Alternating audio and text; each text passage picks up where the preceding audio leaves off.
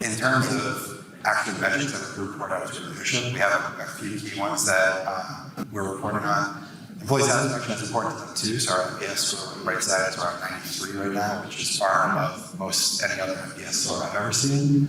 But we're also seeing that our employees that engage with Brightside are 50% less likely to turn over to leave the company than those that aren't. And there's a real dollar cost to that. So that metric alone is paying for this service. And then Brightside also reports back to us in terms of what they're saving for our employees that do engage with them. So they have kind of metrics where they can let us know on average for employees that work with the Brightside financial assistant, this is the dollar amount that they're saving in things like high interest loans that they wouldn't have otherwise consolidated, get away without $1 lease, for example. So we have a lot of different powerful metrics on top of super positive employee feedback that is not program like this for us. So we started it looking at, again, social determinants of health, and we had a bunch of metrics that we put together from the health literacy side to the economic stability.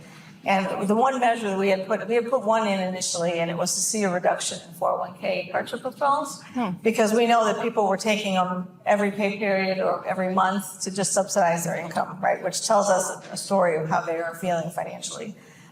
We've piloted across, I guess, 3 locations, 4 distribution centers, about 1,200 employees, and what we've seen is a 5% reduction in hardship withdrawals. We were expecting 2 or 3, and we actually came back with 5% reduction, which was fantastic.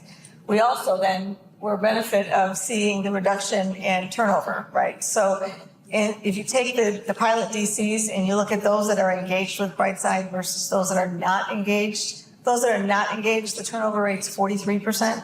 Those that are engaged, 10%. That was like a 76% reduction.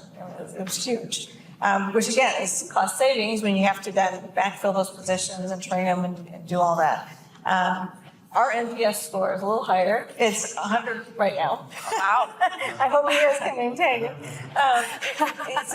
There's about a 25% response rate, but it has been 100% at 100. I was shocked. But the stories, again, the case stories, the real life stories that they come back and tell, or Brightside comes back and they tell us the real life stories of how they're impacting our employees. So we don't know who the employee is or where they are, but they do report back to us. And the stories are just incredible. The turnaround, we had one guy living in a car.